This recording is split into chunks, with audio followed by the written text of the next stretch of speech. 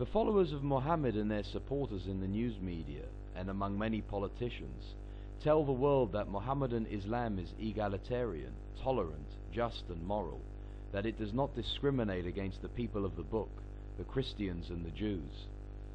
Since most of the people in the world are ignorant of the contents of the Quran, they tend to believe these lies.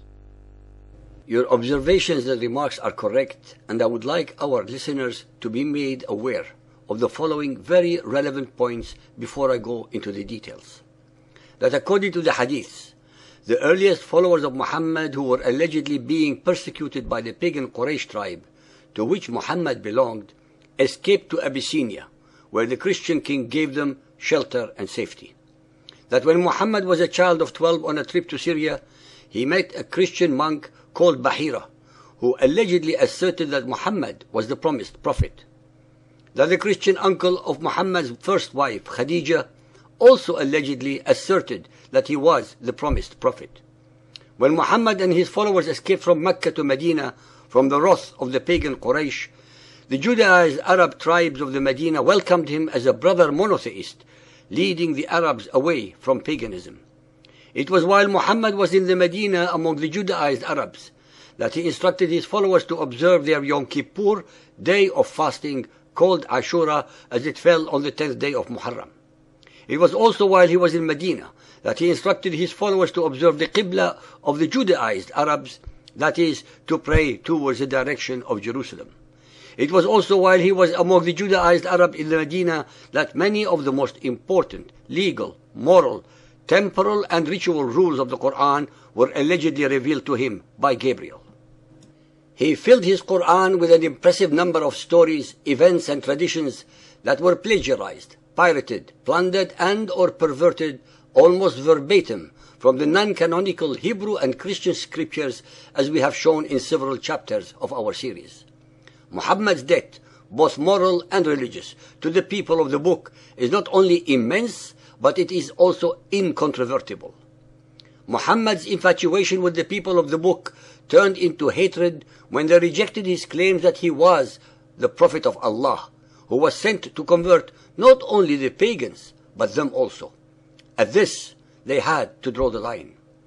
Since what Muhammad was offering in his Quran had absolutely nothing to compare with what the people of the book already had, they obviously were not willing to accept his dictates and presumptions. Muhammad was now like a rejected suitor, who had no doubt whatsoever in his own self-asserted grandiosity and claims to prophethood, and hence reacted with immense hatred and violence against the people of the book. He did so through his usual allegedly revealed verses by the angel Gabriel, hence giving his hatred and ill thoughts the power of sanctity. His Surah At-Tawbah, number 9, in numerous verses, he recites his litany of hate-mongering and war-mongering thoughts against the pagans as well as against the people of the book. Al-Tawbah 9.5. But when the forbidden months are past, then fight and slay the pagans wherever you find them, and seize them, beleaguer them, and lie in wait for them in every stratagem of war. Fight them, and Allah will punish them by your hands. Say, if it be that your fathers, your sons, your brothers, your mates, or your kindred, the wealth that you have gained, the commerce in which you fear a decline, or the dwellings in which you delight, are dearer to you than Allah or His Apostle, or the striving in His cause, then wait until Allah brings about His decision, and Allah guides not the rebellious. Our listeners, please notice the transition of Allah or His Apostle, which makes Muhammad equal in importance to Allah. Al-Tawbah 9:29. Fight those who believe not in Allah nor the last day, nor hold that forbidden which has been forbidden by Allah and His Apostle, nor acknowledge the religion of truth, even if they are of the people of the book, until they pay the Jizzya with willing submission and feel themselves humiliated.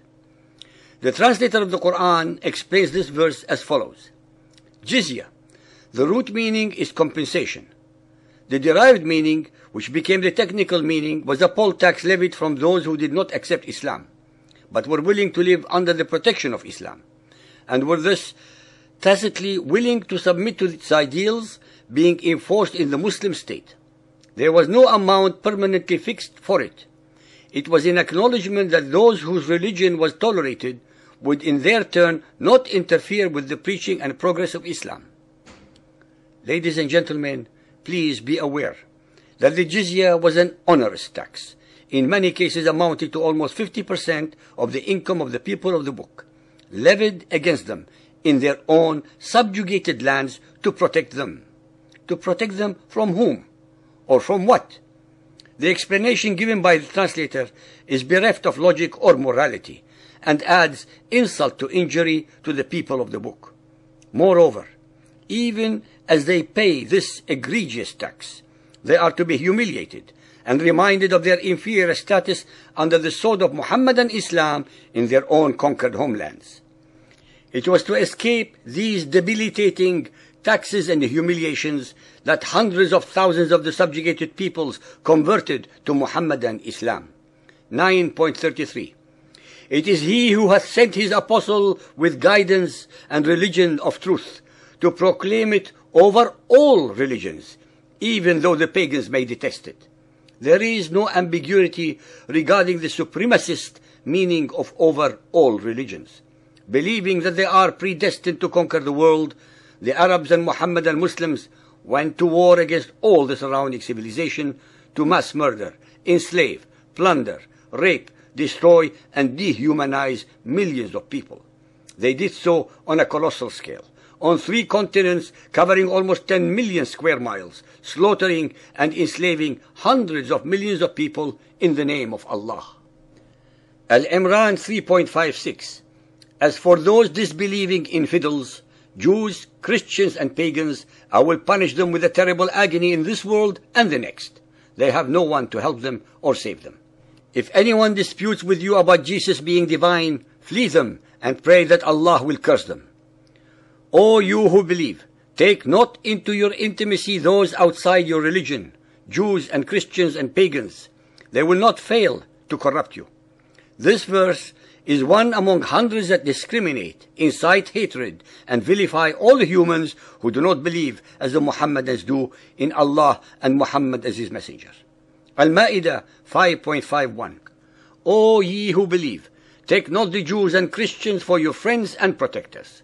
Our listeners should not need many more such vile verses to be convinced of Muhammad's Qur'an's racism, hate-mongering, and discriminatory attributes.